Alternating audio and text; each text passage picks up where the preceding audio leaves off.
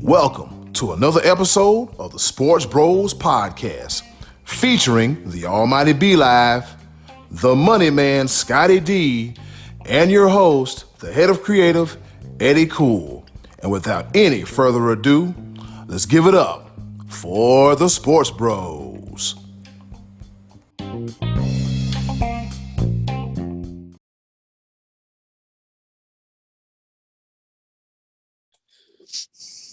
Hey, what's going on, world? This be your boy, Eddy, aka the HOC, and welcome to episode 106, and bros, see what we did there, of the Sports Bros podcast.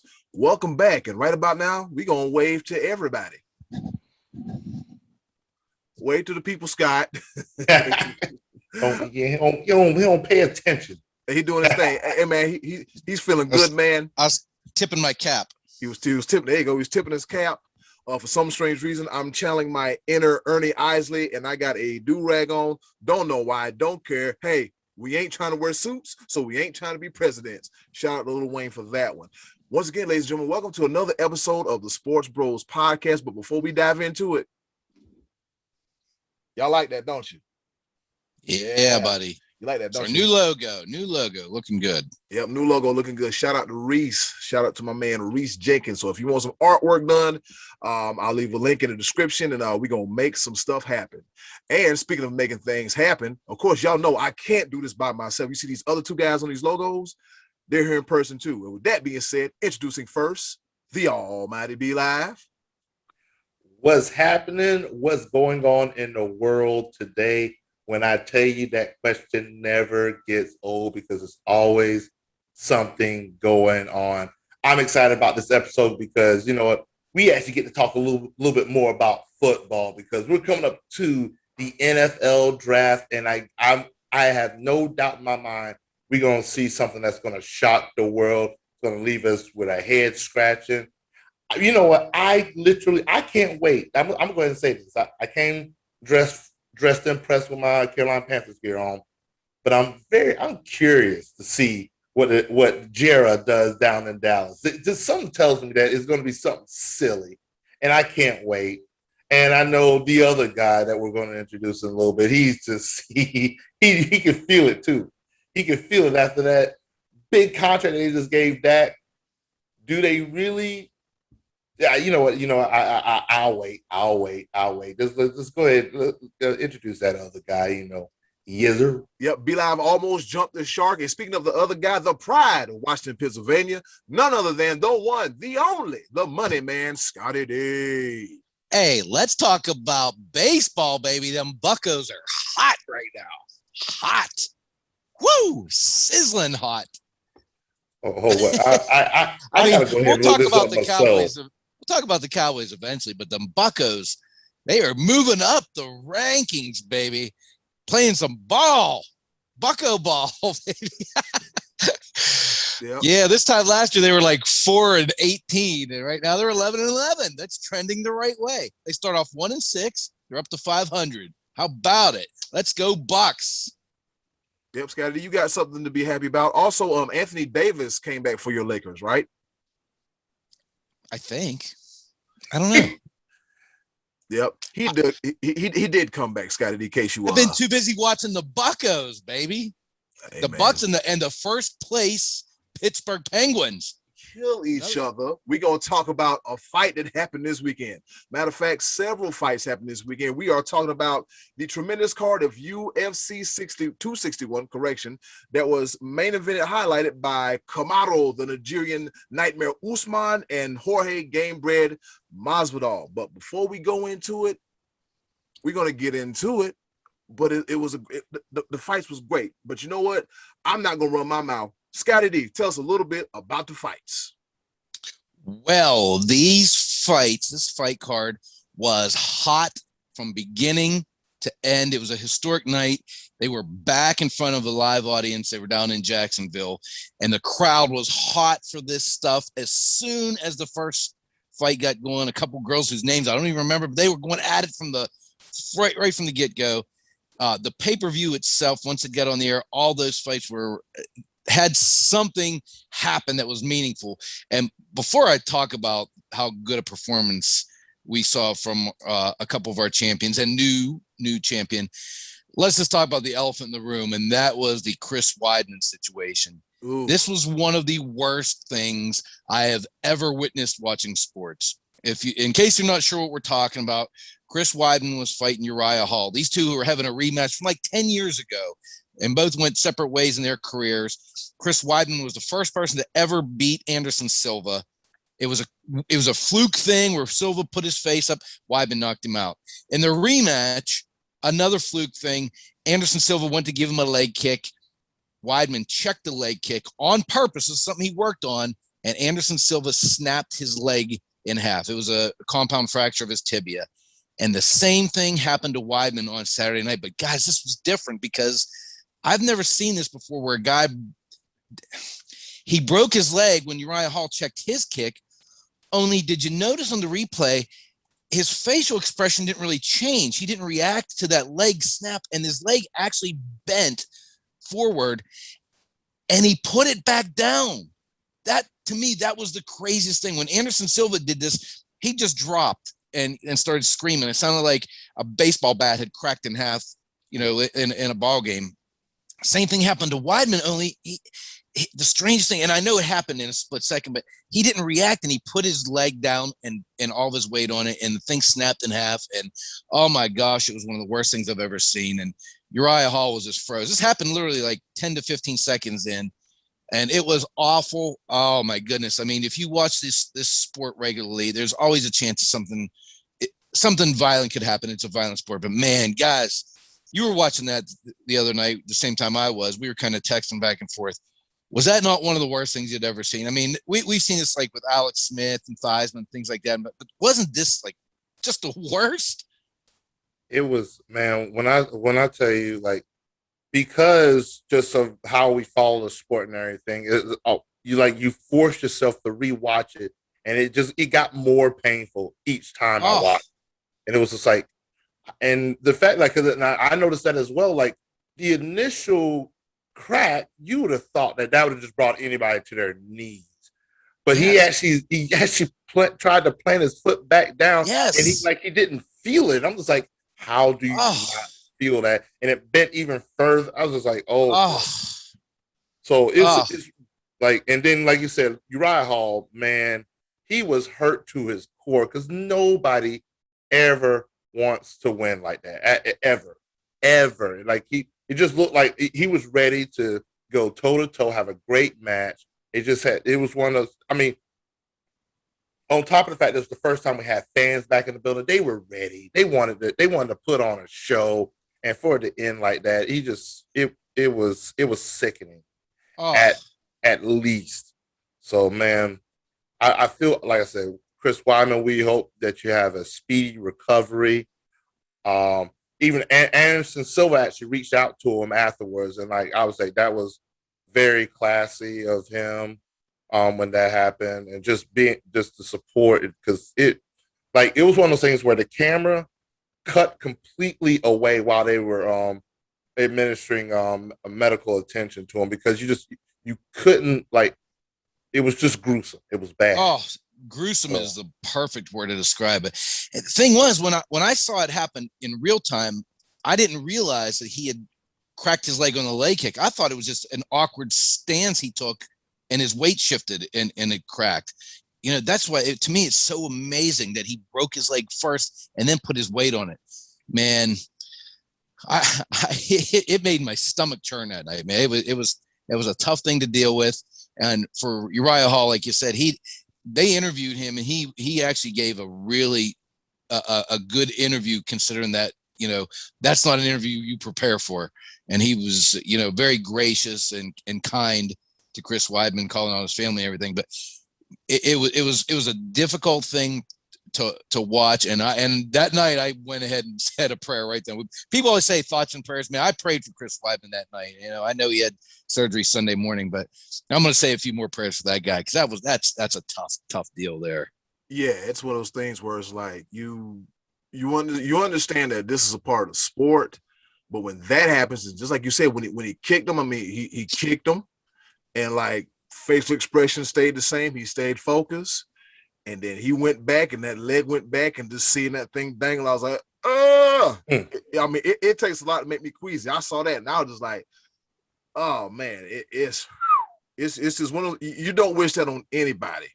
And that was the second fight of the night that got stopped due to a leg injury, because Anthony Smith, he gets win over Jim Crute over a doctor stoppage, because Anthony Smith just blew his leg up and he couldn't get it together. So yeah, two fights ended on a injury stoppage and a doctor stoppage. And moving right along, we go up the card. Then we got Valentina Shevchenko versus Jessica Andrade, and the girls always put on like they do. And I said it before, heavy Shevchenko does it again. Moving right up the card some more, we got Thug Rose, Rose Namajunas. I promise I was gonna get a name right this time.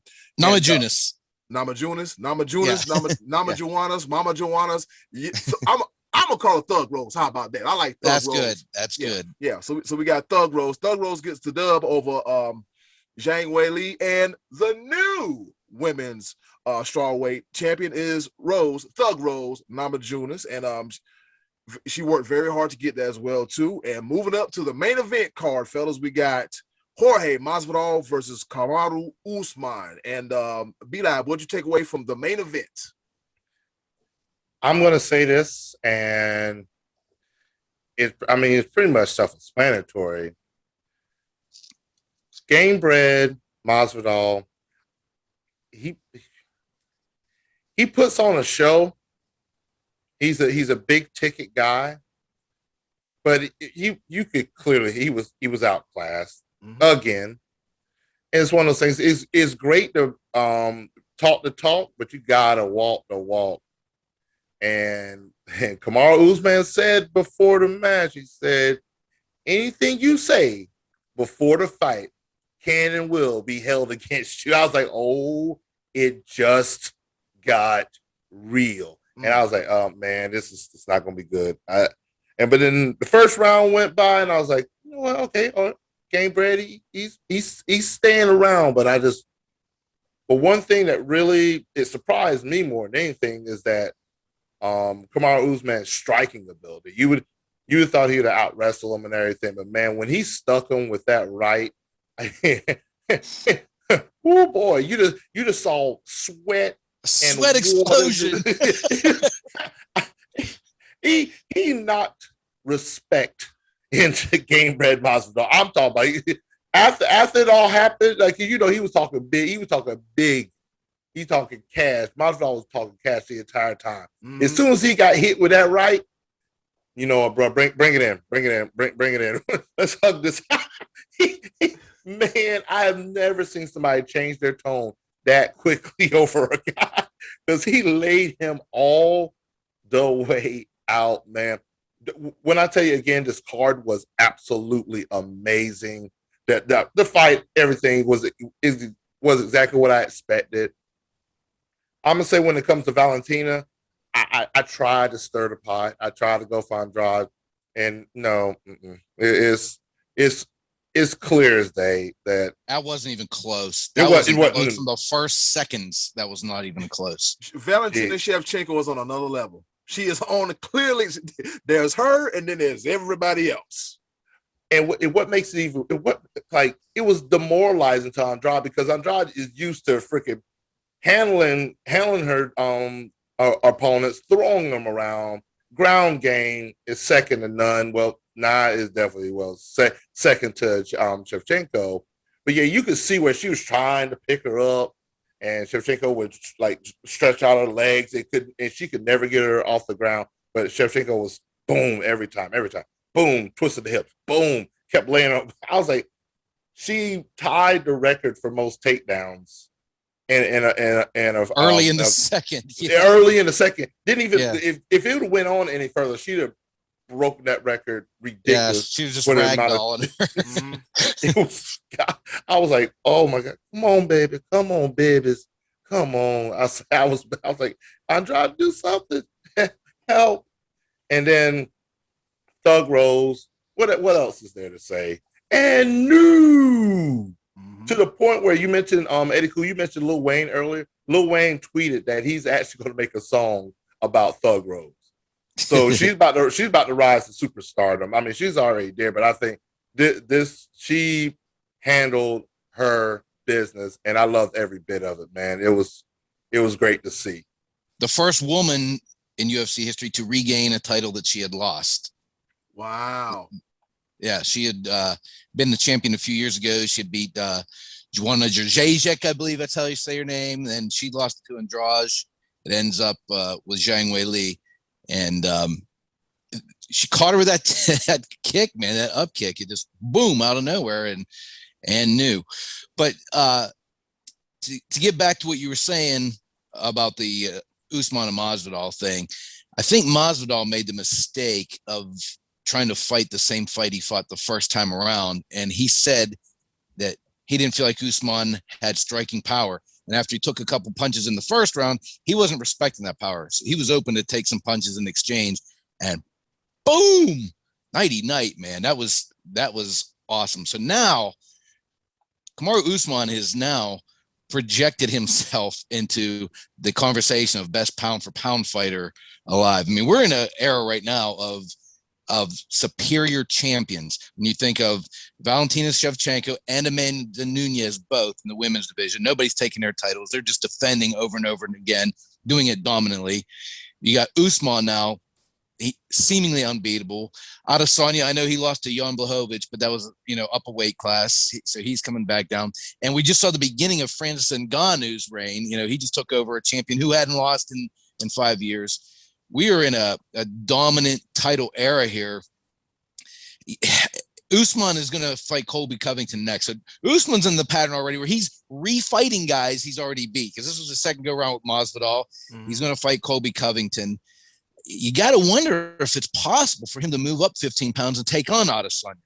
I mean, that's a little bit down the road, because Adesanya's got a fight coming up with Marvin Vettori in June. That was a fight that's going to be a rematch. They fought in 2018 and Adesanya won a split. And Vettori's a wrestler. And we saw what Blachowicz did when he got Adesanya on the ground, a month or two ago.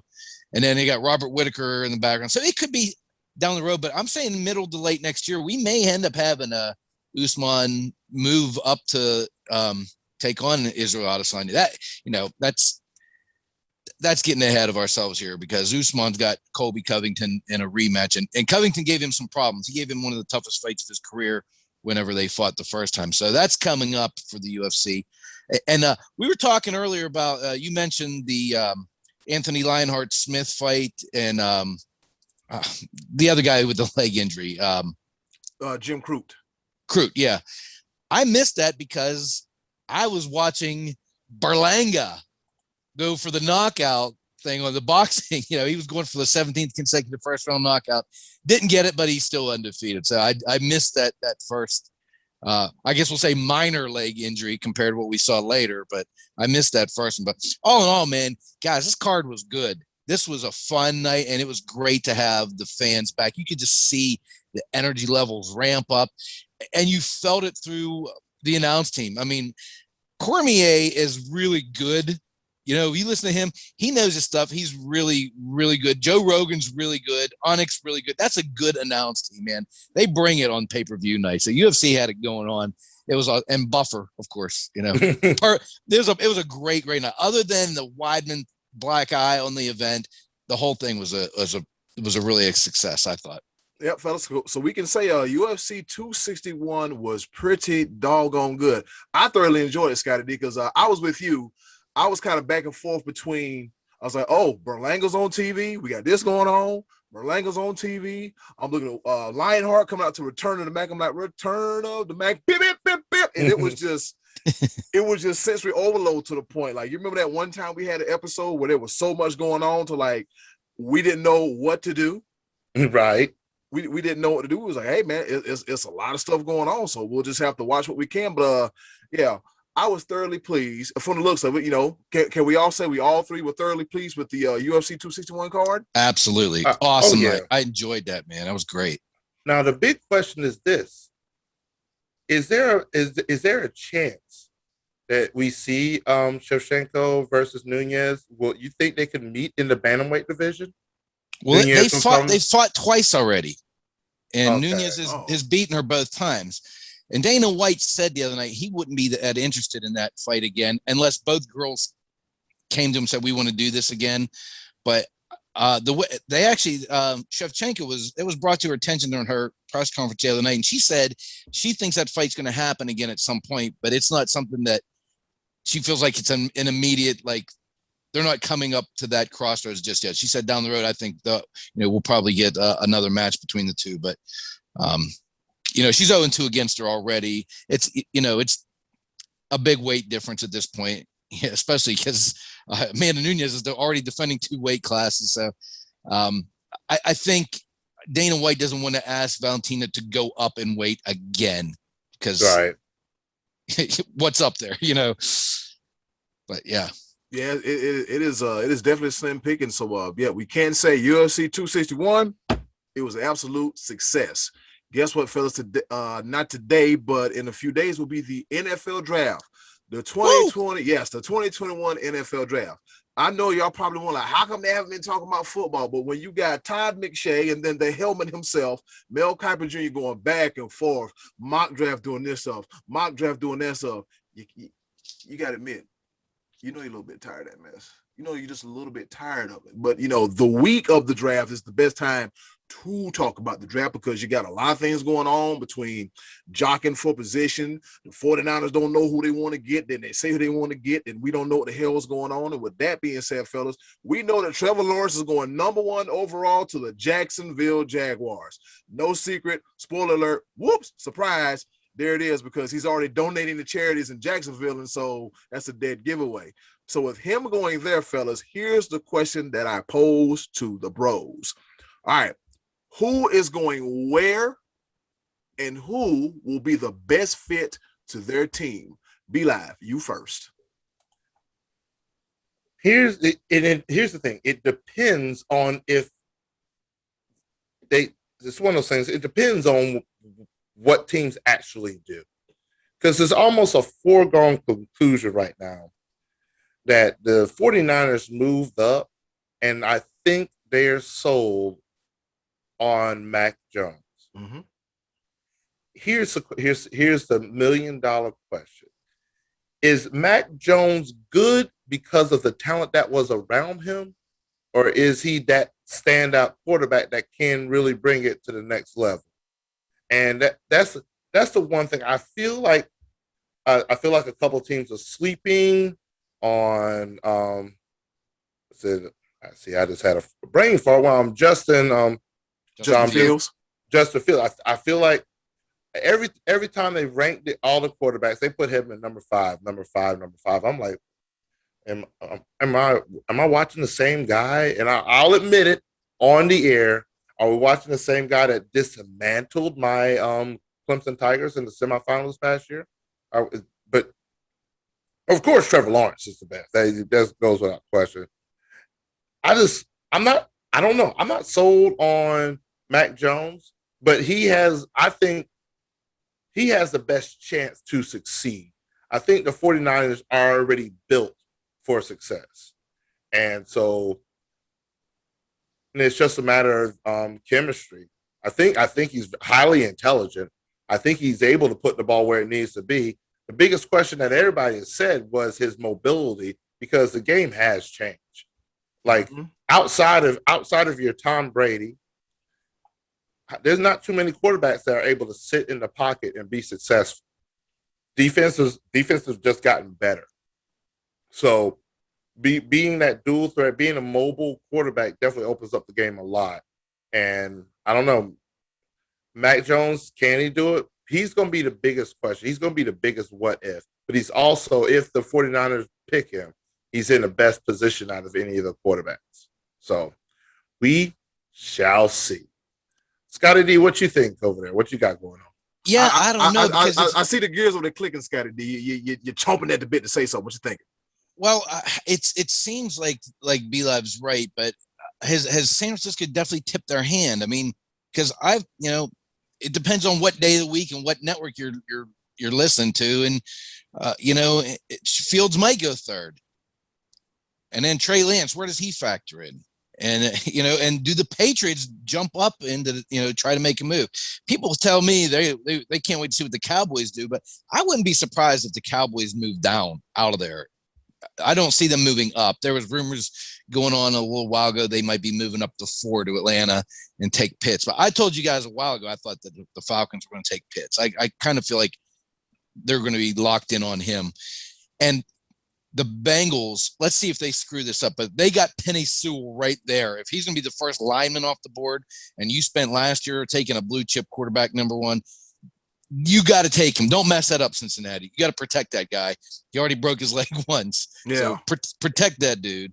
I think the Cowboys probably will stay put if Patrick Surtain is there. If he gets pulled off the board, I could see the Cowboys moving down and trying to grab another corner, slower down, and adding some draft capital.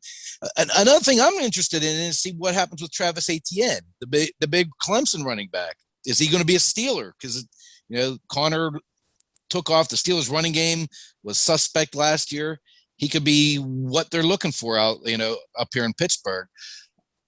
I don't know. I mean, you watch network. There's multiple sports networks to watch, and you see mock drafts left and right, and they're all different. And it only takes one trade to bust all that stuff up. And now they're doing mock trades. They're like, oh, I'm projecting this team to trade. Come on, man. We know 2 things. We know Trevor Lawrence is going to the Jaguars and Wilson's going to the Jets. That after that, we don't really know. Although I tell you, the Bengals better take Penei Sewell. Yeah, you're right. They better do that. They better not screw that up. Yeah, you can't just draft like Joe Burrows and then like not have him in, any protection. So I'm looking at the PFF, the Pro Football Focus draft. Of course, we got Trevor Lawrence going to the Jags at 1. Zach Wilson, as you said, 1 and 2 is already decided. Zach Wilson going to the Jets, and then number 3, Justin Fields to Ohio State. These are mock drafts now. The Atlanta Falcons, somebody called it over here. They snagged Kyle Pitts with the 5th pick. I'm sorry, with the 4th pick. I'm sorry, I can't read today. The 5th pick, the Cincinnati Bengals projected to grab Jamar Chase, the wide receiver from LSU. That's going to be a nice. Don't do that. Don't do that. Yep. Protect your quarterback. Yep. The Broncos. There's other receivers on the board. Yep. The Broncos at 6. They'll grab Trey Lance. Lord knows they need some help at quarterback. Drew Lock, he just ain't it. Number 7, the Detroit Lions, Jalen Waddle, the wide receiver standout from Alabama.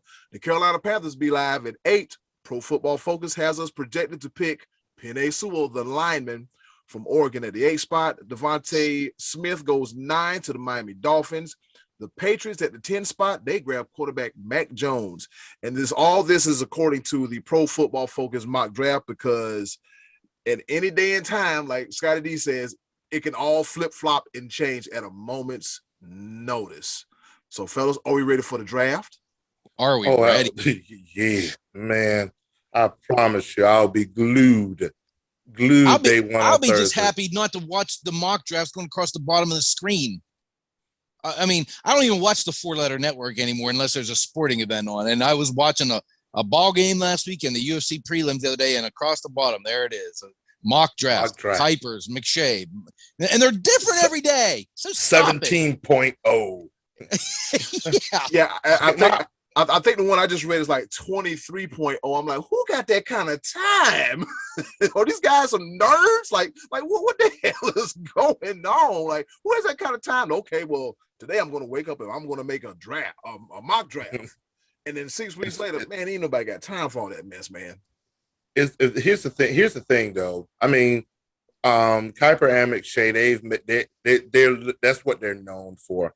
And it's been seen throughout history, though, that what they pick actually, like, general managers do follow literally what these guys are talking about. And then they have their insider sources and everything. And that's why I feel like there's a reason why for the majority of time people kept saying that Mac Jones was going to San Francisco. Somebody's been talking about it. I'm like, then I'd say about Jera, he has an affinity for Kyle Pitts. So but there's 2 things that need to happen. Yes, Cincinnati, if you do not pick an O lineman, you're silly. I love the fact that Carolina might be looking at an old lineman because that's something that we definitely need. We definitely need to build on that.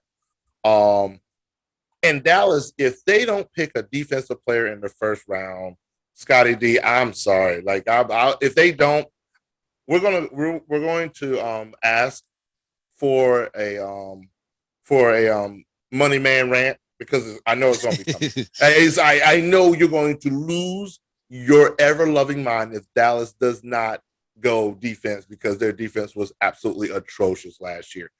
And so, and one other thing, I'm looking at a couple rankings of like the top rated prospects and everything. Don't forget about Rashawn Slater, offensive tackle out of Northwestern. He's actually looks like he's actually ranked higher than Penei Sewell. So Cincinnati and Carolina should pick up those two guys. Yeah, okay. If it's not Sewell, it's got to be the other guy. I mean, you got to protect Burrow, right? I mean, you have to. And don't mess this up, Cincinnati. Don't take a receiver. You got receivers. Don't mess it up. Receivers there will be receivers in the second round. Like if you're that bad, I promise you, the wide receiver core this year, there's a lot to pick from. And I mean, again, I will say this from the four letter network. I was watching. What was it? Not first take, but Get Up. Mm-hmm. And Greeny said this, and it made perfect sense. When it comes to O-linemen and wide receivers, who lasts longer and who stays with the team longer? And the O-lineman is the number one ranked position when it comes to longevity on a team. You want to know what's dead last on a team for longevity? Wide receiver. I would have said running back, except you were leading me to wide receiver. Yeah, I know. Yeah. So yeah, that's interesting. So yeah, like it just makes more sense. If you need O-line, get O-line in the first round. Wide receivers, they're dime a dozen. Not many of them say. Can we name one wide receiver that has stayed with the same team the entire time of their career? Larry Fitzgerald. Yep. But that's not many beyond that. Even the great Jerry Rice was on multiple teams.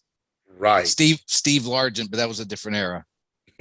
Yeah. So yeah, it's not a thing. Even though old linemen are, I mean, they sometimes go nameless at times, but it's just you're protecting you're protecting the franchise, which is usually the quarterback.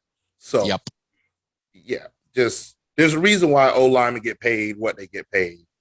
And for people that don't know, old linemen make a lot of money.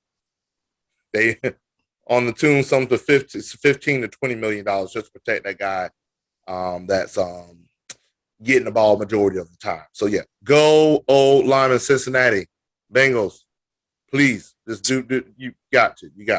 Yeah, speaking of if you don't, it's going to be fire your GM. All right.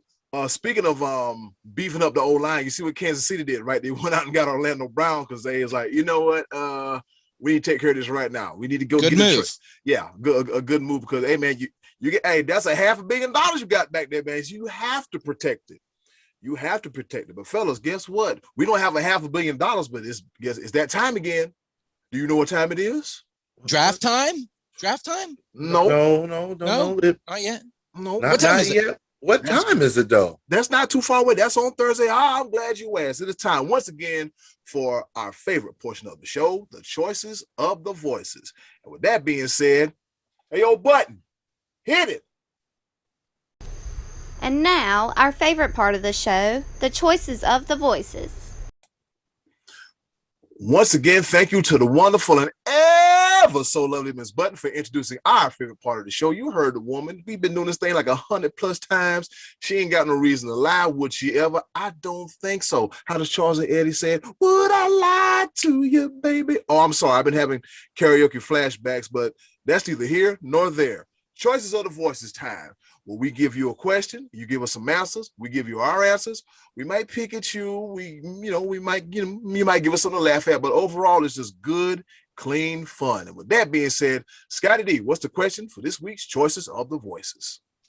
All right, with the draft coming up, the question we asked was, who were you really, really excited to see get picked for your favorite team on draft day?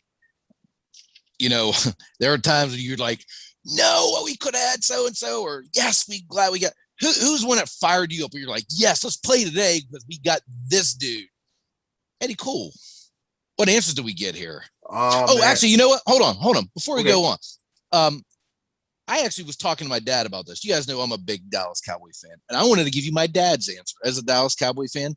He said Tony Dorsett, because back in 1977, the Cowboys somehow pried the number 2 pick overall off of the Seattle Seahawks. And Tony Dorsett had just won the Heisman at Pitt. So you had a local guy here that was a lot of hype around him. And to see him go to the Cowboys, he was number 2 overall. Number 1 was Ricky Bell, running back, went to the Buccaneers. Tony Dorsett was number 2. Hall of Fame career. So that one had my dad fired up. So I thought that was kind of neat because as a little kid, Tony Dorsett was already my hero when I was kind of growing up. So that was my dad's pick. That's Jerry Donnelly. But Eddy, cool. Who else did we get on our list here? All right. Shout out to Jerry Donnelly for that answer. Yep. Tony Dorsett. That was a great answer. All right. Here we go. We got Joe Gafkin, a.k.a. Joey Buckets. And he said Bobby Brittle 3 Sticks, a.k.a. RG3. I was reading over some of these answers. I'm over here like, you know what? I realize our listeners are a product of our environment. The shenanigans and the silliness that we produce, it resonates in our listeners. Come, bruh. Joey Buckets. RG3, you were excited about that? I called that when it first happened. Everybody hyped up RG3. I called that from jump. I'm like, I don't see this resonate in the NFL. Have y'all not just we've been watching different football ever, but when it comes to college versus pro, it's just a completely different game. You've seen I agree, but he was, like you said, he was hyped though. He had a lot of hype coming in. I never understood it. You know, you wait a minute. Let me get my mind right, because I'm come back to this in a second. Do you remember that people had him better than Cam Newton? Like that's how people were. I'm like, what in what world? Where do you see? You know what? But then the Redskins actually moved up to get him though, right? Yes, they traded up. I mean, Andrew Luck went number 1, and then they traded up to get RG3, and then took Kirk Cousins later in the same draft. You like that, don't you? You like that. But he's a Heisman. I mean, he won the Heisman. He was coming in with a lot of hype. Heisman Trophy winner. You know, the team was lacking at the quarterback position. Maybe Rex Grossman was there the year before. I can't remember, but yeah, you know. Another turd in the punch bowl. And that was a very weird draft. Like, how do you draft like the Heisman Trophy winner and draft some kid from Michigan State? Like, already saying, like, you know what? Just in case you don't pan out, we got a backup plan. And if you ask me, I think Shanahan ruined his career. I'm just gonna go ahead and put it out there because he was doing pretty good. RG3 was doing pretty good, and he was making headway. But then once he got hurt and all this other stuff, it just went from when it all falls down, and it was just bad. I think the film got looked at. That's what I think. Yeah, I think he got figured out. Yeah, he got figured. Yeah, hey, that film, man. That's what happened in Cam Newton's second year. I'm like, yeah, they figured you out, bro. So you got to figure something out some way, somehow. Moving right along, we got a friend to the show, Big Brother JR. He said, good old Stone Hands, aka Nelson Aguilar. Again, never heard of that dude before he got drafted. I couldn't tell you when he got drafted, but maybe that's a thing. Again, another answer. I was just like, of course. Here's one thing I've also noticed is that you're going to know your teams better than we will. So maybe that's a big thing. But yeah, once again, another draft pick that this ain't quite really pan all the way out. But one of our listeners, Hot Rod Rodney Bellamy, really shocked me with his one. I just want to make sure because I saw him right above Smooth JR. Okay. Oh, I did, Rodney. I promise nothing personal. I got a little happy, but here you go. Rodney O'Neal Bellamy. He said Dolphins pretty much the bed every draft. So they called my boy Christian Wilkins' name, and I was pleasantly surprised. Now, B Live, can you describe the dynamic between Rodney and Duke and whatever else going on there? I will be more than glad to. Okay. Let me go ahead and get this out of the way because, and there's a reason why I put emphasis on this, because at the end of the day, all roads lead to Dabo. Yes, sir. You knew where I was going with this. You already knew it. But yeah, Christian Wilkins dropping the split after the national championship win. Yes, sir. That's my dude. But yes. So, Rodney, he is a like I said, knowing him growing up and everything, I'm not sure exactly where he was born, but growing up in South Carolina, we had two choices. We literally had two choices, and I still catch flack for it every day. It is what it is. When it comes to college football in the state of South Carolina, you have two choices. You have Clemson and you have South Carolina. That's the state of South Carolina.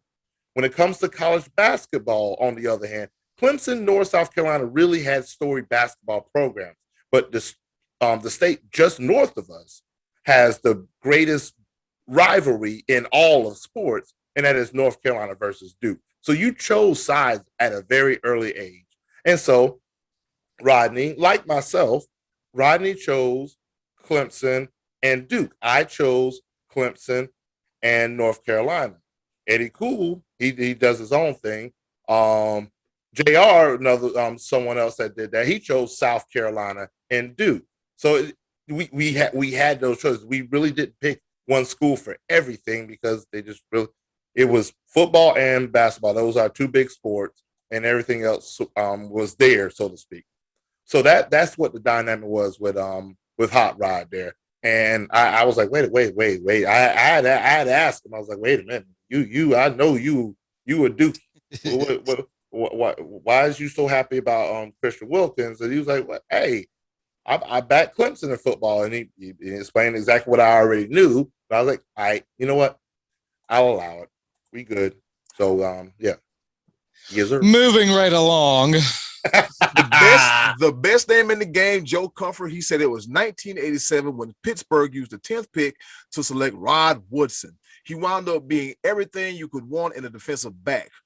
Great man-to-man skills, excellent speed, hits like a truck, and played the run well. Many could argue that he's the blueprint of the modern cornerbacks and safeties. Okay.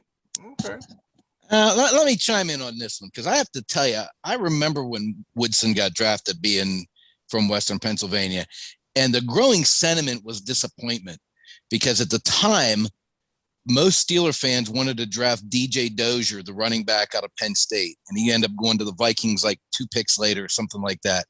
A lot of people weren't even really that familiar with Woodson, so I don't remember a lot of people being on Joe Comfort's wavelength here as far as that goes, because by and large, I was hearing disappointment. But in hindsight, what a good pick comparatively, because Dozier didn't last very long in the NFL. And of course, Woodson did go on to become a Hall of Famer and a player that I really spent a lot of years hating. He was hating on Rod Woodson, man. Yeah. Because I'm pretty sure you guys was like, who? He went to Purdue. What the hell's a Rod Woodson? Trust me, I get it, because there's sometimes Carolina have made picks, and I was like, who the hell? But in the words of the Almighty Be Live, I digress. We got the Hall of Famer himself, Uncle Max. I'm skipping around, but Craig Burns will come back to you. Uncle Max, he said Sterling Sharp in 1988. He made his presence known immediately. It was sad that a neck injury ended his career only after 6 years. Yep. Yeah, he was nasty, man. Sterling Sharp was awesome.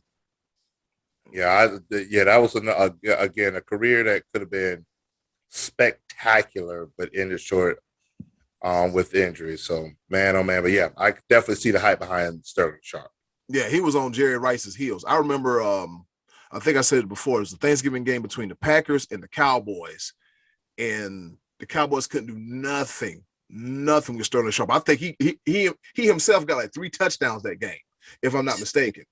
I was like, this dude is pretty good. And that was like back in like what 94 or something like that. So yeah, he was pretty big deal, pretty good. All right. I'm sorry, Craig Burns. Back to you, sir. He said this physical specimen, and he put a picture of Tom Brady. Okay, there's a reason why he got skipped. Because go ahead, Scott. I call BS. I felt it. I would let Scott have this because there ain't no way. No, nobody was excited when this pick happened. You may have said, that's not a bad pick, but you were not excited. You might have been excited when Drew Bledsoe got picked a couple years before that, number 1 overall. But no, there's no hype with Brady coming out. Yo, Brady, we got Tom Brady. Wasn't he the quarterback of Michigan? Oh, yeah, he could be a nice pick. That reaction I could buy, but I'm not buying it. Anybody was excited when Tom Brady got picked to the Patriots because Drew Bledsoe was very early in his career, and he was rolling early. Yeah, Bledsoe, so there. Yeah, Bledsoe was on fire, and we got an impromptu edition of I Call BS in the middle of choices of the voices. That was hilarious. I was about to hit him with it. Why you always lying? Oh my God. Stop. All that doggone line. But Craig Burns is dripping with sarcasm. Drip, drip. All right. With that being said, move right along. William Georgia. He said Julius Peppers for the Panthers, North Carolina boy all the way through. Yes, Julius Peppers, number 90, one of the best to ever do it. Will's a big Tar Heel fan too, so that was what his favorite player from his favorite college and his favorite NFL team. So that's a great choice. Yeah, a little known fact. I don't know if everybody knew, but Julius Peppers did play basketball at the University of North Carolina too. Yep. So we was able to see him, on the court and on the field, and he was real deal Holyfield. Yep, Julius Peppers. All right, Trina Dunn. She said Jordan Love emoji laughing crazy. Not really. Controversy on that one last year.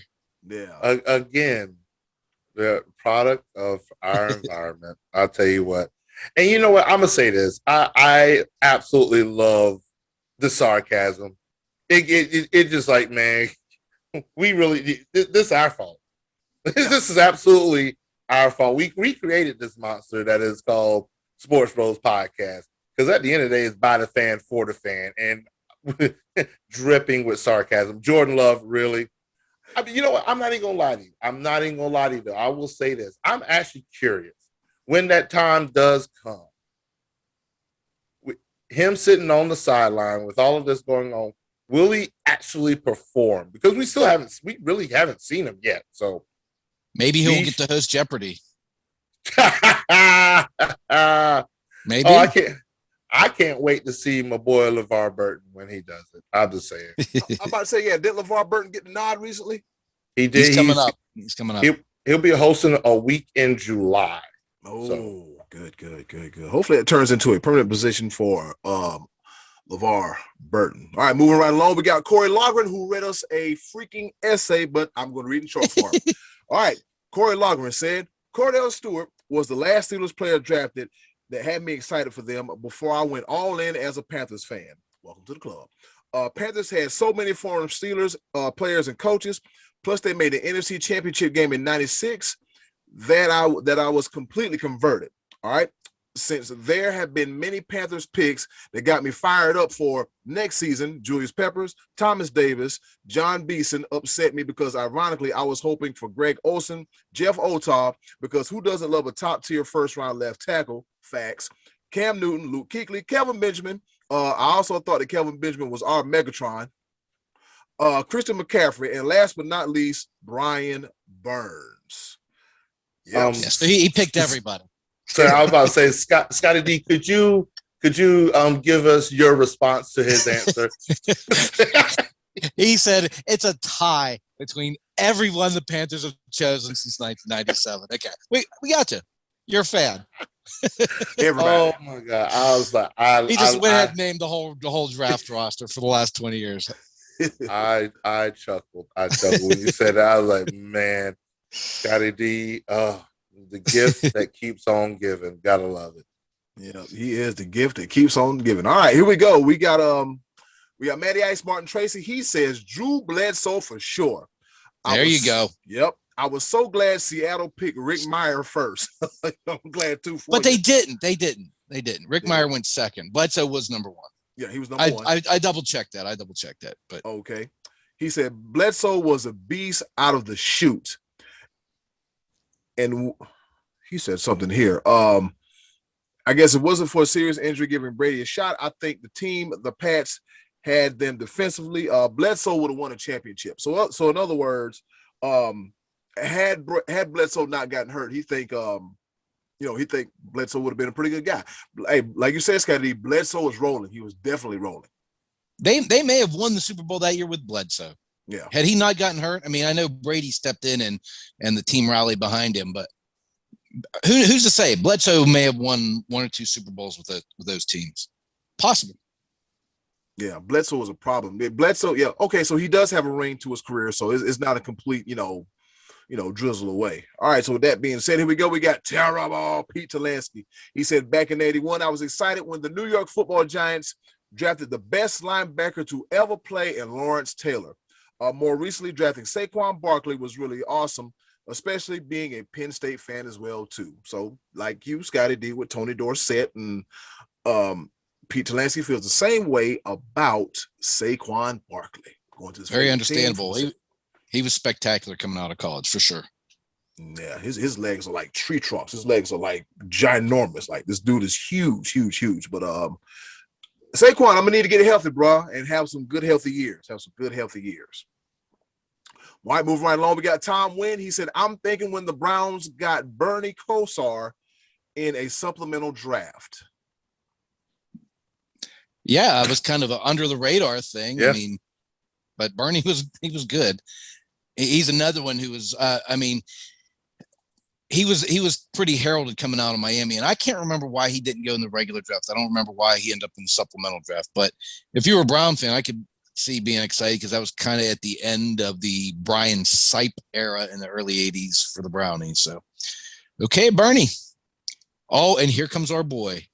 Oh boy, the king of foolishness, the one, the only Trey Dizzle, Trey Duke. And he said, I was super excited when we drafted Dak Prescott because now every week I don't expect to win, so my heart and stress levels are in much better shape. Now I just watch the Cowboys, so I can laugh and then cry. And that's the Trey Duke that we know and love.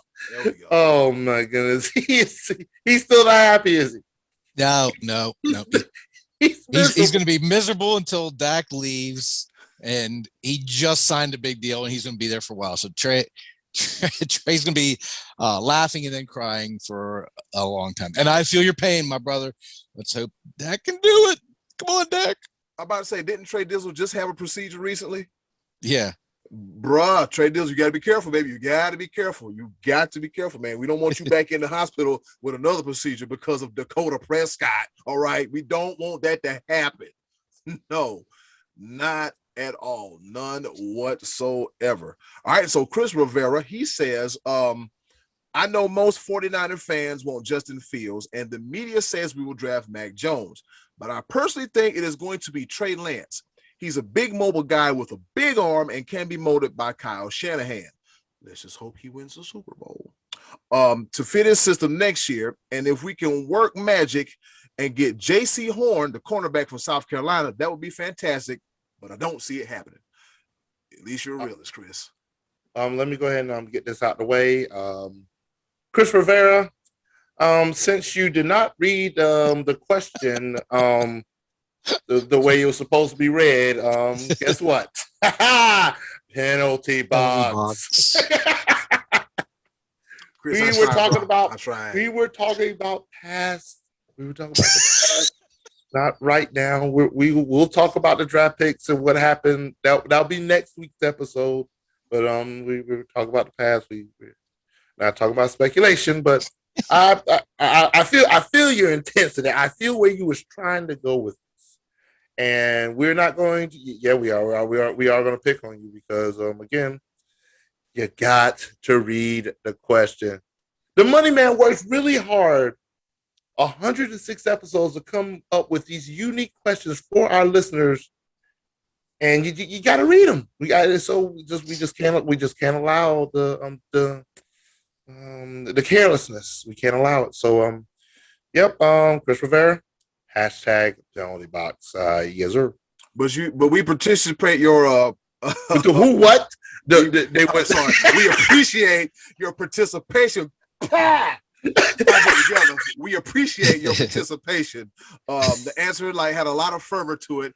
It's all good, all well, fine and dandy. Look, re-rolling live. I'm not hitting no stop button. We're gonna keep rolling. All right, and with that being said, we want to give a shout out to Joe. Then we want to give a shout out also to Jerry Donnelly, that's right.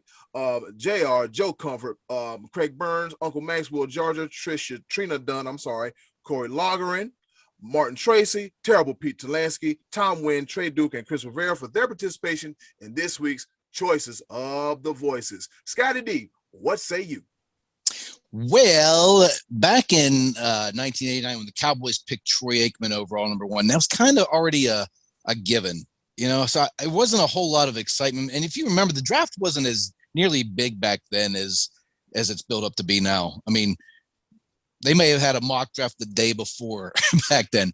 So I wasn't as super excited about the draft like I came to over the years. So the name that really had me jumping out of my seat was Dez Bryant back in 2010, because Dez Bryant was looked at to be the best receiver on the board, but there were some questions about his character, and he slapped his mom with a hat or something like that. Something weird. But Jesus anyway, Christ. It was a weird thing, and it was something that the media blew up, and it turned out to be a whole big thing. Then he did slide down the board, and the Cowboys ended up getting him, I think, 24th overall, and I was pumped because I was like, this dude has all the tools to be a big time receiver, and he was a pretty darn good one for the Cowboys for a lot of years. So I remember Dez Bryant being a guy that I was like really excited to see get out on the field. I was pretty excited last year too when they picked CeeDee Lamb. Ironically, both receivers, and we just talked about how receivers don't have the longevity as a lot of other positions, but those two were two of the ones that really excited me the most. Can I guess? Do you two have the same one? Be live. Do I know who yours is? Well, you may or may not, but you tell me, and I'll tell if I was right. Well, see, this is how I'm gonna do it. I'm gonna do it because, as our listeners do know, that me and Eddy Cool are both diehard Carolina Panther fans. Pounding. Okay. Boom. But yeah, so my initial answer, I'm not even gonna lie to you, was Julius Peppers. My initial answer, and William Georgia hit the nail on the head. North Carolina boy, dual sport threat. He just a freak of nature, this physical specimen, everything you could have ever wanted out of a defensive end. Come on, Julius Peppers. That's an easy answer. But since somebody answered that, you know what? I just want to reach in my hat real quick, and I'm pretty sure I stole Eddy Cool's answer. But I mean, you may have something else. Who knows? We had just lost. I still think our greatest coach. Like I have, Ron Rivera's great, but I had an affinity for John Fox. But after the Panthers went 2-14, yeah, that was a very, very, very rough year, and we needed something. We were the worst team in the NFL, and we needed something. And it just so happened to be this one guy that came out of Auburn, won the Heisman, won the national championship, may have stole a laptop when he was at Florida, but it is what it is. And in tunes of the one, the only, Cameron Jarrell Newton. And man, I still say to this day, he took the Carolina Panthers to heights unseen. He was the reason that our franchise is now a multi-billion-dollar franchise in the tunes of $2.4 billion. And that was because of the hype that Cameron Newton brought to the team. again, that 2015 season is just, it is what it is. 15-1, made our way to the Super Bowl, head hunting Denver Broncos. I'm gonna leave that alone. But man, just I was like, yeah, we get Cam Newton, and he did everything that he was supposed to do.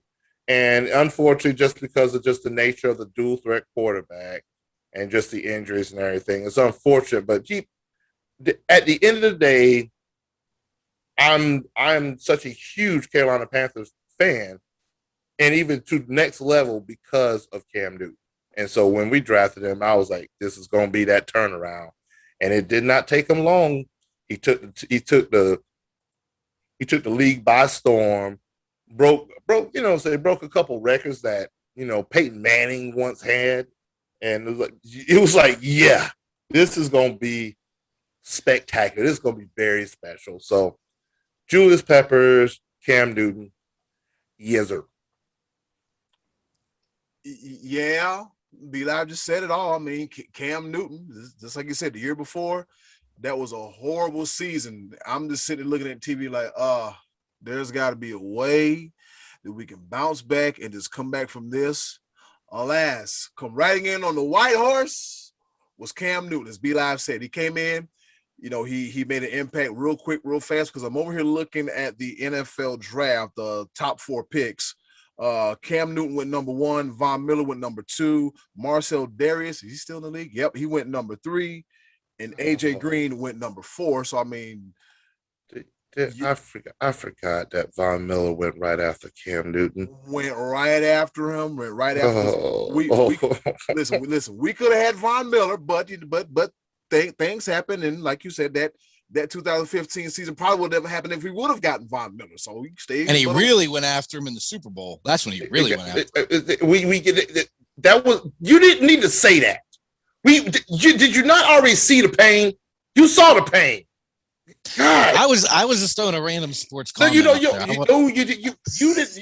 oh my God. I just was throwing it because you said he went after him, and I was saying he went after him. It was just kind of like All right, go ahead, Eddie. Cool. Yeah. So God. I wasn't taunting. I just yes, you were. I didn't say taunt him. You knew. And now he's screaming to the mic, Scottie D. His brand new mic, he popping in the red, so he gonna be screaming and hollering. So we're gonna bring it down a little bit. Looking at that draft class, I'm glad we got Cam Newton. And Cam Newton, he did he did a great job not only for the organization but also for the community. As we know, man, football is a business, so sometimes you can't get attached to one player too long. It was still kind of messed up how we got out of Carolina. I mean, things happen, but Cam Newton, I can't say nothing but thank you for your contributions to the Panthers organization. As a diehard Panthers fan, I was like, yeah, I got one of the best quarterbacks in the league. My franchise, I can boost having we got an MVP as well too. And a lot of organizations can't say that, they can't say that. But I would have to say, as soon as we got Cam Newton, yeah, he was dabbing. I remember when the mom from Tennessee, she got all aggravated about he doing too much dancing. Sadly, there's a time and place you keep your mouth shut and watch the football. And like Cam said, if you don't like it, stop it. Dabbing on him. Still dabbing on him all these years later. So, my choice is Cam Newton. And with that being said, Scottie D, what's the question for next week's Choices of the Voices? All right. If I'm nothing, I'm very topical. True. So last week, a big movie came out called The Mortal Kombat. The Mortal Kombat starring Denzel Washington and Jane Curtin and Nick Nolte. Now, The Mortal Kombat was based on a video game that came out in the late 70s from the Atari gaming system. No good? No. The Mortal Kombat came out last week, right? Didn't you see the Mortal Kombat? I saw Mortal Kombat. I don't know what the Mortal Kombat is. Yeah, the Mortal Kombat starring Denzel Washington and Nick Nolte and Jane Curtin. Anyway, Jane Curtin? Anyway, that was based on a video game from the late 70s, the Atari gaming systems. So that brings me to the question, what is your all-time favorite sports video game? Pretty simple. I was like, I see where he was going, but just wrong. The Mortal Kombat was a video game first, so that's why we're going to the video games. Well, Mortal Kombat, yes, was a video game first. I hope I'm not wrong, but he got me second guessing everything. I'm pretty sure it's from Sega. That's the Sega gaming system. Oh, okay. Somebody maybe gave me bad notes on this. Maybe I'm wrong. Who's giving you notes? You got the Mortal Kombat. The Mortal Kombat. The Mortal Kombat. Boy, I tell you what. Very, very popular when I was a little kid. Very, very popular when I was a little kid. The Mortal Kombat. Roll credits. Cutscene. Anyway, what is your all-time favorite sports video game? That's what we're asking for next week. Choices of the voices. Yeah, ladies and gentlemen, thank you for listening and watching the foolishness known as the choices of the voices. Jane Curtin, come holler at your boy. Where you been all my life? No, I'm so joking. Hey, thanks for participating, y'all. See y'all for next week's choices of the voices. Okay, boys, let's bring it home with a round of pepper. All right, you heard the woman. She said it. It's time to go home. It's time for another edition of Pepper. Yep. Sound the horn, round the bases. It's time for us to get the hell up out of here. But before we go, we got 3 topics we want to talk about. Rapid fire style, kind of, sort of, not really. Enlightening, entertaining, and just the Sports Bros doing what we do best. Let's talk about sports and take a little extra time to talk about these topics. And I'll go first. All right, on this day in history, back in 1956, undefeated world heavyweight boxing champion Rocky Marciano retires from the ring with a record of 49-0, and 43 of those coming by knockout. We saw how Jorge Masvidal got knocked out. And so just imagine that happened 43 times and you retire undefeated as the heavyweight champion of the world, Rocky Marciano. Over to you, Scottie D. All right, guys. So we were talking draft a little bit ago, and I mentioned that in the 2010 first round, the Cowboys selected Dez Bryant. In the second round, any idea who they picked? Dexter Coakley? Sean Lee.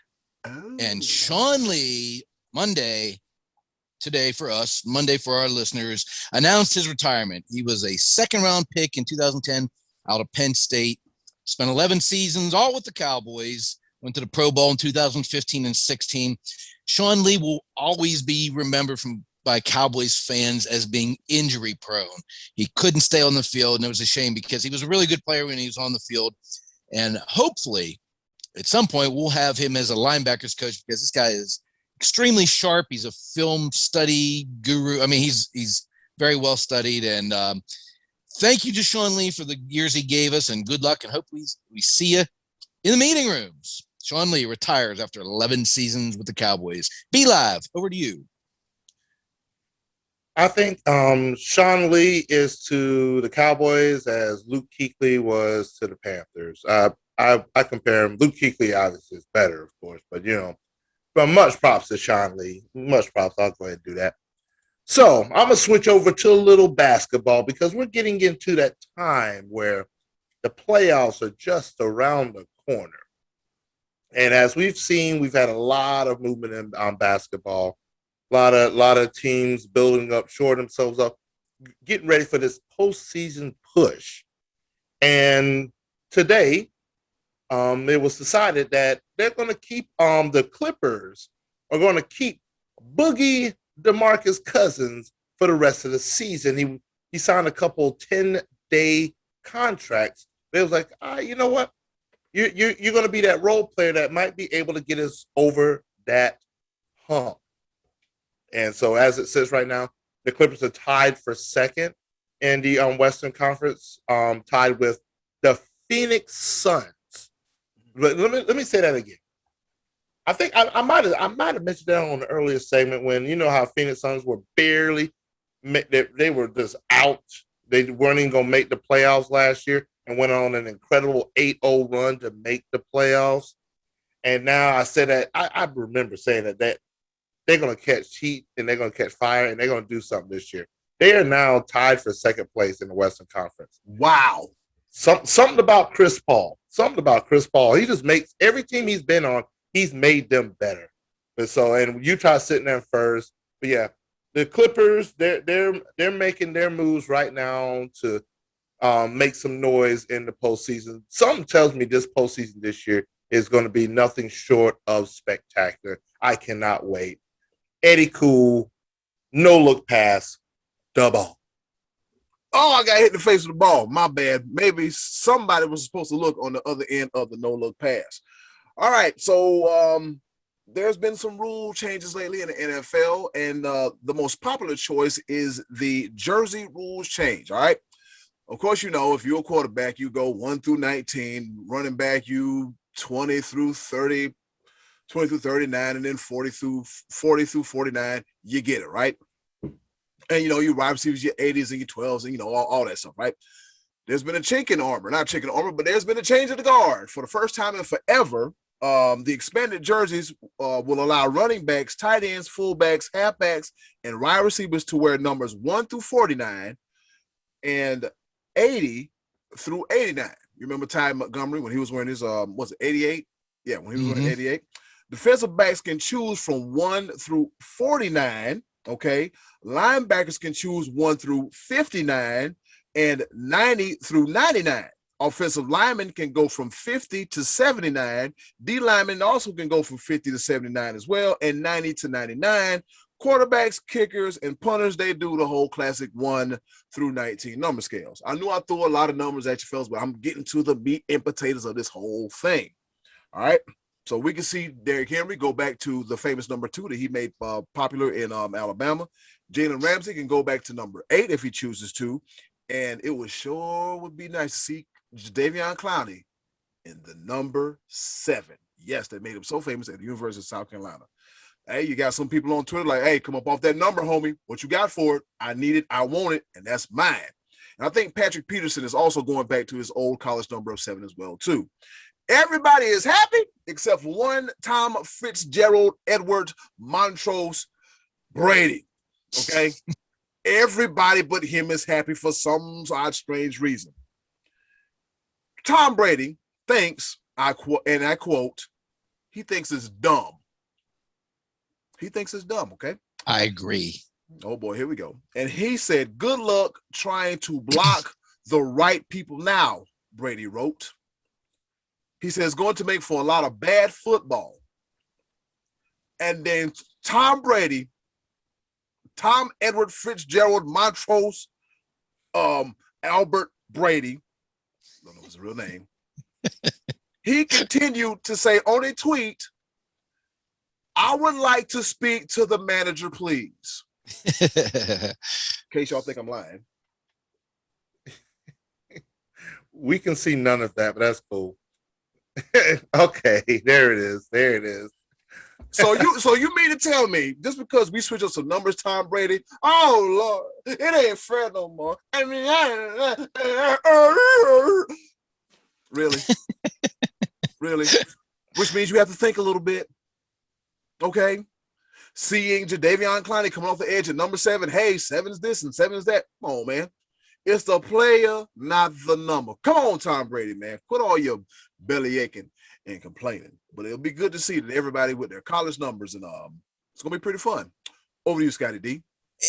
Before I switch to my topic, let me ask you: Did I hear something where if a player does that already has an existing number, they have to buy out the inventory of the jerseys of their previously made jerseys? Did I hear something to that effect? Did you hear any of that? Years ago, I've heard that. I thought talking about this one though. They said if, like, say you want to, like Derrick Henry would want to go back to number 2, that he would have to buy out the inventory this year of the jerseys already made with his current number on it. I don't know. That I might be, maybe I heard that wrong, but I thought that that's what they had to do, thinking that this year the changes may not be as big as we would have expected, because that might deter some of the players from changing. Yeah, is that true, B-Live? Yep. Under the NFL's current jersey manufacturing rules, a player will have to buy out the existing allotment of jerseys featuring their current number. And so we may not see a big change this year. I mean, some of these guys might say, nah, I'm good. I'm going to just go ahead and keep this on. Yeah. It is going to cost them. And so maybe when it comes to somebody like Jadeveon Clowney, it won't hurt him at all because he switched teams. So he wouldn't have a jersey allotment right now. That could be true too. That could be true. So, but yeah, for somebody like let's see, let's go with a big Patrick Peterson. It would cost him a lot because there's a lot of he had. I'm pretty sure he has there's a lot of Peterson jerseys out there. So but it makes sense though. Like, hey, the NFL they've made all these jerseys, and you all of a sudden, I want to switch up because I was cool in college. What we're gonna do with all this? What we're gonna do with all this stuff? Somebody come. And you know what? Speaking of that, now, you know what? I'm gonna Julius Peppers. I'm gonna need my money back then if that's gonna be the case because when I bought your jersey and you switched teams on me, that's why to this day, I kid you not, I love Julius Peppers. Don't get me wrong. There's a reason why I have a personalized jersey because I know I won't leave the team. So Julius Peppers was the last jersey I bought that was somebody else's. I have an Olsen jersey. I actually won an Olsen jersey. Oh, cool. But yeah, Be Live will always be a parent. So that's why, yes, sir. Scottie D, put some pepper on some things. Let's get it. Yeah, over to you, Scottie D. All right, we're going to switch sports and go to the NHL, where Patrick Marleau of the San Jose Sharks broke a record that was seemingly unbreakable last week on April 19th. Gordie Howe's record of 1,767 games went down when Patrick Marleau took the ice for the San Jose Sharks. He's now this actually was his third stint with the Sharks. He played for the Maple Leafs for a couple of years. He was drafted by the Sharks in 1997. Wow. He was also a gold medal winner with Canada in the 2010 Olympics in Vancouver. He was actually last year traded to the Penguins in February for 2020, and he's back to the Sharks for the third time this year. And then 2 days later, he played his 900th consecutive game. So hats off to Patrick Marleau, the new Iron Man of the NHL. Be Live, over to you. All right. Yes, sir. I like it. So we've been talking a lot about the NFL draft, and we can talk about it ad nauseum. There's so many processes that go into the feeling out process, the interviews, the test, the combine, the 40 time, all these other things, the Wonderlic test and stuff like that. But when it comes to one Philadelphia Eagles head coach, Nick Sirianni, he has a different approach when it comes to the feeling out process of potential prospects. And he wants to test their competitive nature. And you would ask, how would he test a player's competitiveness? What would be the best way of going about doing that? How would he do it, Be Live? None other than the classic art of Rochambeau, or better known as rock, paper, scissors. Wow. So this dude got he told media recently that he decided to play rock, paper, scissors with prospects to see their competitiveness spirit. He added also that he trash talked them as well. So my man is playing Rochambeau and talking trash to potential prospects. Interesting to say the least. I ain't gonna lie to you. I'm very competitive and I'll be trying to win at everything that I do. So you know what? I'm okay with it. And a little trash talk and everything coming from my coach, because guess what? I'm pretty sure in the locker room, there's a lot of trash talk. There's going to be trash talk for the entirety of your career. Are you going to be able to take it? So it's an interesting spin, but then again, it's the Philadelphia Eagles. And when it comes to them, I like to refer to their little fight song, "Die Eagles Die." Whoa! On the, it's what I just don't like the Eagles. I I don't like the Eagles. I don't like their fans. Yeah, I said it, JR. I don't like you. I love you as a brother, but as an Eagles fan, y'all are terrible. Eddy cool. The ball. All right.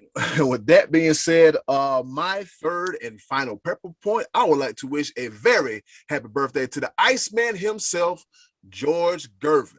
Scottie D reminded me there was a commercial in the 90s where George Gervin, what did he say, Scottie D? One thing I could do was finger roll. Yes, the pioneer of the finger roll and one of the most prolific scorers in the history of the NBA. Give you a little quick rundown. George Gervin was a 9-time NBA All-Star between 1977 and 1985. He was also the 1980 All-Star Game MVP. He made the NBA first team of 5 times, 2-time second team, a 4-time scoring champion, a 3-time ABA All-Star, the ABA All-Rookie First Team, and his number is retired by the San Antonio Spurs, and he's a member of the 50th anniversary NBA All-Time Team, and also the ABA All-Time Team, and his number 24 jersey is retired at the University of Eastern Michigan. Happy birthday to the Iceman, George Gervin. Over to you, Scottie D.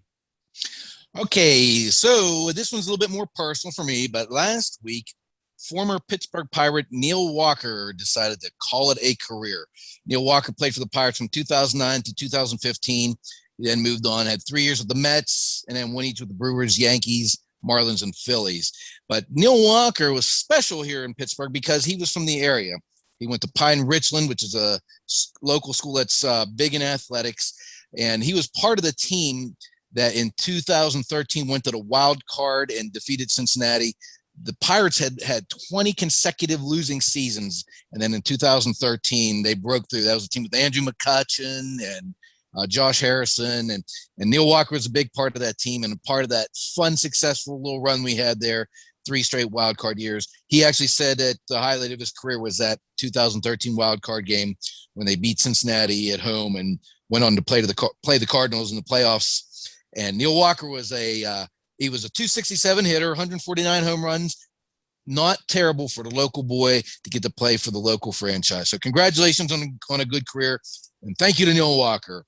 I'm going to end this section or end my podcast same way I started it. Let's go Bucks. B-Live, over to you.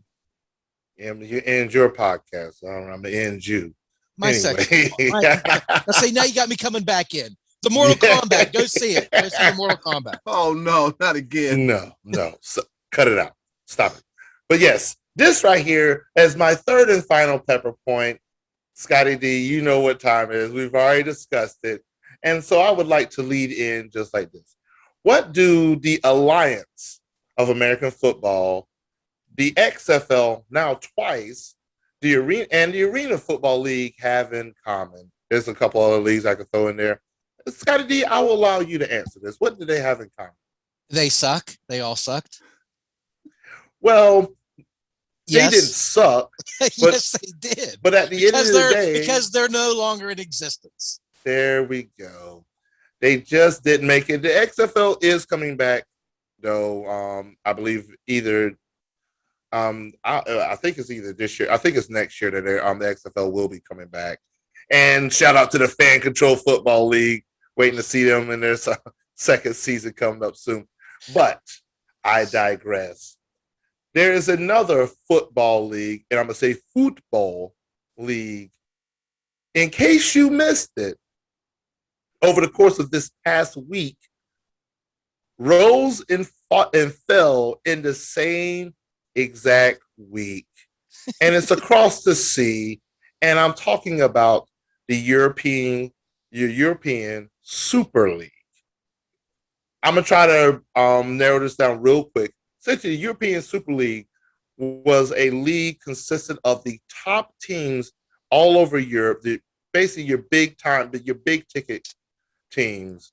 They wanted to form their own league because, simply put, they were the ones that were making FIFA, the international governing body of soccer, football, and UEFA, which is the governing body of European soccer. They were like, why are we giving you all of this money and we don't get much in return? And yet we've got to maintain our payroll and everything like that. by making all these other teams that don't do anything, any type of money. We want our fair cut. And so, you know what? We are the big ticket teams. We are the ones that are generating the revenue. We're going to split apart from UEFA and form our own Super League, which consisted of teams from the Premier League, La Liga, Bundesliga, other leagues, and coming from Italy, England, Spain, et cetera, et cetera. That was proposed and announced on Monday. Once the fans heard about it, come Tuesday, Wednesday, Thursday, teams began to pull out of this immediate because the fans were like, you are ruining the sport of football. Because goodness. And because it was a money grab. And the fans were like, it's going to take away from the integrity of the sport if the same team's playing the same thing every single time. I would like to attribute this, if you compare it to anything, you compare it to, let's say, the Yankees, the Red Sox, the Braves, the Dodgers, let's see, a couple other big teams of Houston. They pull out and leave Major League Baseball and form their own like 10-person league because their franchises are worth way more than they're promptly named, especially he's got the hat and the shirt to prove it, the Pittsburgh Pirates and their lowly payroll and how much they're worth. So the big teams will pull out. They would take their revenue. They would take their revenue with them. They would take their ads, their TV deals, and everything. The fans said, ain't gonna happen. And just as quickly as it was announced, it did not make it. And there's more to this story. So no! Oh, for God's sakes! Yes, our listeners tuned out as soon as you said football. Stay tuned. It's just us left. I was looking to see if anybody else is out there. No. I know our listeners are not as narrow-minded as one money man, Scott Donnelly. I give our listeners and our watchers a little bit more credit. They are of a more refined taste. No, they're not. They like football in America. That's what they like. They like the draft, and they're going to love talking about the Mortal Kombat and the video games. That's what they like. Here, I'm gonna say this because here's the thing. Scottie D is somewhat right. I know there's got to be a couple people that watch soccer, that watch football. But when our biggest choices of the voices question was breakfast cereal, then I know that sort of lets us know what type of listener we have. And we have absolutely no problem with that whatsoever. But yeah, we want to be shallow. That's us. Shallow. The European Super League. You didn't even last a week. Oh boy. Yes, sir. And quick shout out to one of our listeners, Moshe Sampson. He provided a lot of information for me, so greatly appreciate that. Yes, sir. Was it what was his nickname that we gave him? Sammy Smokes. Sammy Smokes. Yes, sir. Oh man. But yeah, that was my third and final pepper point, to the dismay of the money man, Scottie D. God, that was painful. Oh man. All right. With that being said, gentlemen, we got all three of our pepper points in. Yeah. Yes, sir. All right. Perfect. Yeah. Ladies and gentlemen, it's been another episode of the Sports Bros podcast, episode number 106. We can go through the rundown and the list of where you can find us here, there, everywhere, and all over the place. If you're on Facebook, please check out the Facebook like page. Also join the Sports Bros family. We got B Live over there working real hard on that. Scottie D working real hard. I'm working real hard too. And we appreciate the jump from where we were to where we are now, how it started, and where we're at. That's how we're doing it over here at the Sports Bros Podcast. Instagram, the Sports Bros Podcast, all on word. Twitter, the Sports Bros PCast. B Live, what's the email address again? Email address sportsbrospcast@gmail.com. Yep, and you can catch me, Eddy Cool, on Twitter at The Real Eddy Cool, Scottie D at, what is it, Scottie D? Money Donnelly? Money Donnelly. Money Donnelly. And on the Twitter. At the tweeter, on the tweets. On the Twitter machine, and the almighty B Live. You can catch him at this Be Your Boy, and there's no I in this, okay? But there's an I in B Live. And before I get up out of here, I want to give a big shout out to Mr. Vicious Trayshawn Gore. He will be on the upcoming season of the UFC Ultimate Fighter. Reason being because Trayshawn Gore is a neighborhood kid. That's right. Yes, in nice. the same little community of Little River, South Carolina, the North Myrtle Beach area, also known as Boo Hill. For everybody that's listening, it's good to see people from the Carolinas doing good. All right, fellas, anything to say before we get the hell up out of here? Quick shout out to William Bryce Brady. He's actually he's a big Cubs fan, and he actually he's actually headed to see the Cubs face the Braves live. So. I love the kid, man. Oh man, I'm excited for him, and yes, sir. And then in closing, do something nice for yourself, and if you can do something nice for someone else, they'll greatly appreciate it now more than ever. This has been another episode of the Sports Bros Podcast. Love y'all. Take care. Be good. Goodbye and good night. All right. Still recording. I did it again.